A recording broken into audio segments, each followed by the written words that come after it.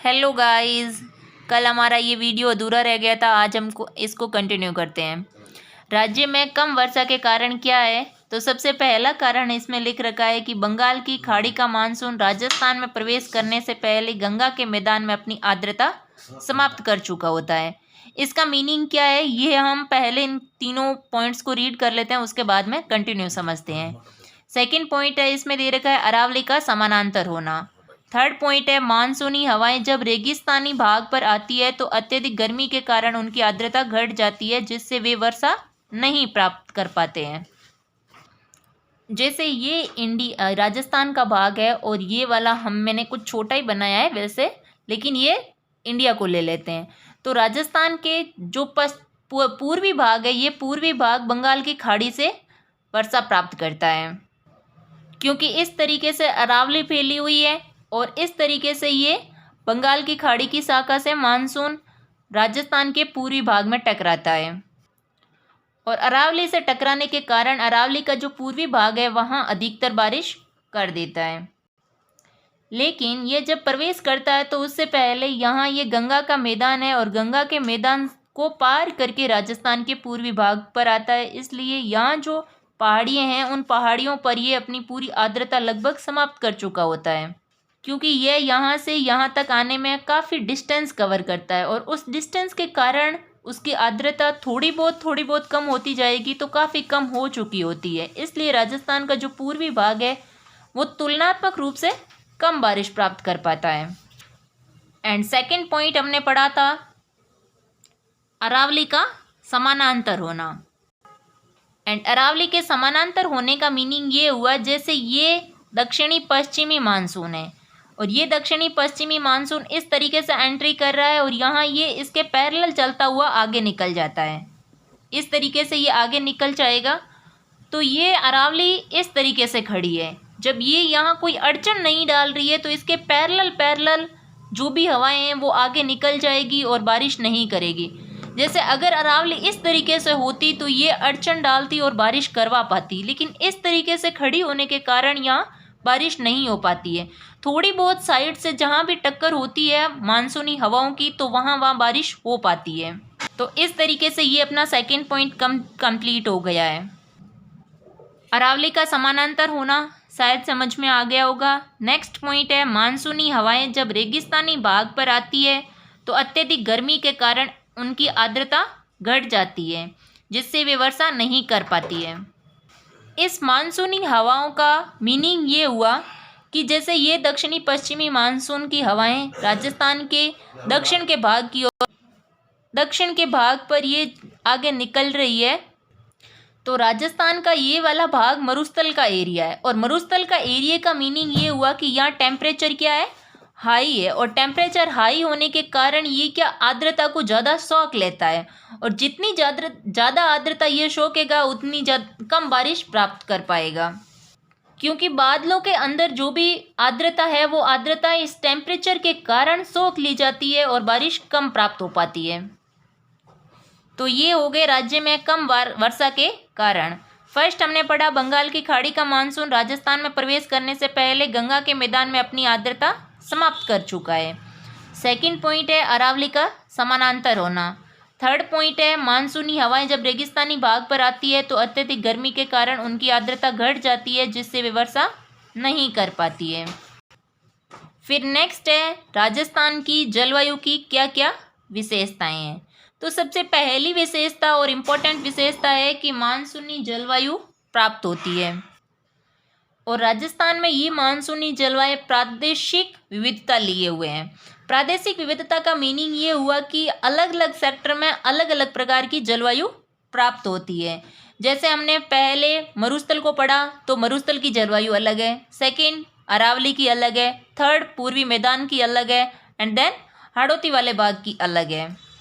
तो इस तरीके से इसकी जो विशेषताएं हैं वो है शुष्क एंड अर्ध शुष्क जलवायु की प्रधानता। शुष्क एंड अर्ध शुष्क जलवायु का मीनिंग ये हुआ कि यहाँ तो राजस्थान की जलवायु बहुत ज़्यादा शुष्क मिलेगी, जैसे मरुस्थल का भाग हो गया, और या फिर अर्ध शुष्क जलवायु मिलेगी जिसमें अरावली के पश्चिम का भाग आ जाता है। जो मरुस्थल का एरिया राजस्थान का सबसे बड़ा एरिया है, इसलिए ज़्यादातर जो एरिया आता है वो शुष्क या अर्ध शुष्क में आता है, क्योंकि मरुस्थल का एरिया राजस्थान में लगभग 60% कवर होता है, इसलिए शुष्क की और अर्ध शुष्क की जलवायु की प्रधानता है।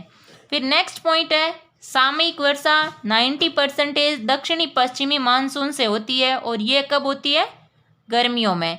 इसका मीनिंग ये हुआ कि राजस्थान में 2 प्रकार की बारिश प्राप्त होती है, या फिर 2 सीजन में बारिश प्राप्त होती है। राजस्थान 2 तरीके से वर्षा प्राप्त कर रहा है, या फिर 2 सीजन में बारिश प्राप्त कर रहा है। एक ग्रीष्मकाल में और दूसरे है शीतकाल में।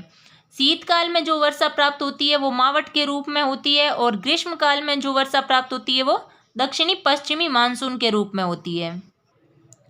जो दक्षिणी पश्चिमी मानसून की बारिश है वो लगभग 90% वर्षा प्राप्त होती है, जिसमें अरब सागरीय शाखा से और बंगाल की खाड़ी की शाखा से राजस्थान वर्षा प्राप्त करता है।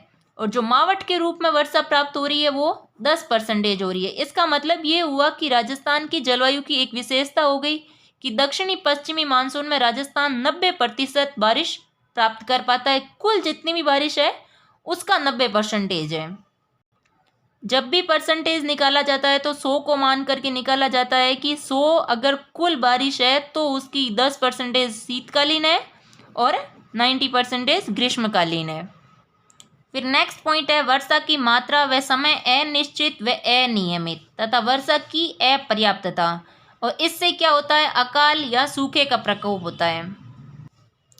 वर्षा की मात्रा और समय अनिश्चित होने का मीनिंग ये हुआ कि यहाँ फिक्स नहीं है कि बारिश कब आएगी और कब नहीं आएगी। जैसे कि भारत में मानसून की एंट्री लगभग जून के आसपास हो जाती है, लेकिन राजस्थान में ये जुलाई के आसपास एंटर करता है, और वो भी ऊपर नीचे होता रहता है, कभी आता है और कभी नहीं आता है। और समय अनिश्चित व अनियमित होता है, कभी ज़्यादा है कभी कम है, और कभी किस पहले आ जाता है कभी बाद में आ जाता है। और वर्षा की अपर्याप्तता का मतलब ये हुआ कि जितनी वर्षा चाहिए होती है उतनी उससे कम ही प्राप्त हो पाती है। जैसे कि राजस्थान के पश्चिम में तो 0 से 25 सेंटीमीटर के आसपास बारिश प्राप्त हो रही है, और राजस्थान का जो पूर्वी भाग है वो लगभग, जो दक्षिणी पूर्वी भाग है वो तो 100 सेंटीमीटर के आसपास बारिश प्राप्त कर लेता है, उससे ज़्यादा भी बारिश प्राप्त कर लेता है। फिर नेक्स्ट पॉइंट है वर्षा का वितरण असमान है। तो वर्षा का वितरण असमान हो गया क्योंकि मरुस्थल के भाग में कम है, फिर उसके बाद में अरावली में उससे थोड़ी सी ज़्यादा है, फिर उसके बाद में पूर्वी मैदान में उससे थोड़ी सी ज़्यादा बारिश हो रही है, एंड देन दक्षिणी जो पूर्वी भाग है जैसे कि डूंगरपुर, बांसवाड़ा एंड हाड़ौती वाला भाग है उसमें वर्षा कंपैरेटिवली ज़्यादा होती है, या फिर माउंट आबू का जो एरिया है उसमें 150 से भी ज़्यादा बारिश हो जाती है। फिर नेक्स्ट पॉइंट है तापमान की अतिशयता। तापमान की अतिशयता इसलिए है, अतिशयता का मतलब ये हुआ कि तापमान बहुत ज़्यादा हाई रहता है या फिर टेम्परेचर बहुत ज़्यादा हाई रहता है, क्योंकि ये एरिया मरुस्थलीय एरिया है, और इस मरुस्थलीय एरिया के कारण ही यहाँ टेम्परेचर बहुत ज़्यादा हाई रहता है। तो ये राजस्थान की जलवायु की कुछ विशेषताएं हो गई है, जैसे ये मानसूनी है, फिर शुष्क अर्ध शुष्क जलवायु ज़्यादा है, सामयिक वर्षा 90% दक्षिणी पश्चिमी मानसून से होती है, वर्षा की अनिश्चितता है, अपर्याप्तता है, वर्षा का वितरण असमान है, और तापमान अधिक है। फिर नेक्स्ट है राजस्थान में जलवायु को प्रभावित करने वाले कारक कौन कौन से हैं। तो इसमें जो इम्पोर्टेंट कारक है वो है इसकी अक्षांश स्थिति। अक्षांश स्थिति का मतलब ये हुआ कि ये 23.5 डिग्री कर्क रेखा है, उस कर्क रेखा से थोड़ा सा ऊपर की ओर है। इसका अधिकतर भाग उपोष्ण कटिबंध में आता है और तापांतर अधिक रहता है। जैसे अगर ये ग्लोब माने ये 0 डिग्री है तो ये 23.5 डिग्री है, और इस 23.5 डिग्री से ऊपर ये राजस्थान का भाग हो गया। तो राजस्थान का जो अधिकतर भाग है ये 23.5 से ऊपर आ रहा है, और कुछ भाग है ये नीचे आ रहा है। वैसे 0 डिग्री पर सबसे ज़्यादा ताप रहता है। जैसे ये 0 डिग्री है तो सर्वाधिक तापमान तो यहाँ प्राप्त होता है, लेकिन यहाँ तापमान के साथ साथ में प्रतिदिन बारिश प्राप्त हो जाती है। प्रतिदिन बादल बनते हैं और 2-2:30 बजे के आसपास यहाँ बारिश हो जाती है, इसलिए यहाँ क्या तापांतर कम रहता है। मीन्स ये हुआ कि सर्वाधिक तापमान और न्यूनतम तापमान के बीच का जो अंतर है वो कम रहता है क्योंकि बारिश हर दिन प्राप्त हो रही है। लेकिन इसके जो ऊपर का भाग है, इस वाले भाग में एक तो यह विशेषता ये है कि ये मरुस्थल का भाग हो गया, और दूसरा ये है कि यहाँ ताप तो बहुत ज़्यादा है लेकिन बारिश बहुत कम प्राप्त हो रही है, इसलिए क्या यह ताप बहुत ज़्यादा प्राप्त हो रहा है। तो ये सबसे बड़ी विशेषता हो गई कि अक्षांश स्थिति इसकी राजस्थान की इसी तरीके की बनी हुई है, इसलिए ये जलवायु को प्रभावित करता है। फिर जो नेक्स्ट पॉइंट है वो है समुद्र तट से दूरी, यानी कि महाद्वीपीयता या फिर महाद्वीप की स्थिति किस ओर है। तो समुद्र की समकारी जलवायु का प्रभाव नहीं पड़ पाता है या इसलिए या जलवायु कुछ अलग मिलती है। तापमान में महाद्वीपीय जलवायु की तरह अधिक विषमताएं पाई जाती है जिसमें नमी अपेक्षाकृत कम प्राप्त होती है। तो इसका मीनिंग क्या है, जैसे ये भारत का भाग है तो इसमें ये वाला भाग अरब सागर का है, तो ये सागरीयता को दिखा रहा है। ये अरब सागर का मीन यहाँ जल की अधिकता हो गई, यानी पूरा जलीय भाग हो गया। और यहाँ राजस्थान की स्थिति है और राजस्थान क्या स्थल के भाग है, और इसकी दूरी काफ़ी अधिक होने के कारण यहाँ वर्षा कम प्राप्त हो पाती है। यहाँ जो सेकंड पॉइंट है वो यही कह रहा है कि समुद्र तट से दूरी इसकी अधिक है, और इस दूरी अधिक होने के कारण यहाँ क्या है, नमी कम प्राप्त हो पाती है इसको, क्योंकि वो आर्द्रता समाप्त हो चुकी होती है। फिर जो नेक्स्ट पॉइंट है वो उच्चावच का है। उच्चावच का मीनिंग ये होता है हाइट कितनी है या ऊंचाई कितनी है। तो राजस्थान की इतनी हाइट नहीं होने के कारण वो इतनी बारिश नहीं प्राप्त कर पाता है। फिर है अरावली की स्थिति। तो अरावली की स्थिति हम अभी देख चुके हैं कि अरावली क्या है, समानांतर है किसके, दक्षिणी पश्चिमी मानसून के। तो दक्षिणी पश्चिमी मानसून के समानांतर होने के कारण ये वर्षा को अवरोधित नहीं कर पाती है और वर्षा नहीं हो पाती है। फिर नेक्स्ट है प्राकृतिक वनस्पति की कमी, क्योंकि यह मरुस्थलीय एरिया अधिक है और वनस्पति कंपैरेटिवली कम है, कम नहीं बहुत ही कम है, और इसलिए ये क्या है, बारिश को या फिर बादलों को या जल को अट्रैक्ट नहीं कर पाती है, जिस कारण यहाँ वर्षा कम हो पाती है। तो ये हो गया अपना राज्य में कम वर्षा के कारण क्या है। फिर राजस्थान की जलवायु की विशेषताएं क्या है और राजस्थान की जलवायु को प्रभावित करने वाले कारक कौन कौन से हैं, तो इनको हमने आज पढ़ लिया है। आई होप आपको समझ में आया होगा। अगर समझ में नहीं आया या फिर कोई भी क्वेरी हो तो आप कमेंट बॉक्स में ज़रूर कमेंट करें। मिलेंगे नेक्स्ट वीडियो के साथ में, तब तक के लिए पढ़ते रहिए। Thank you.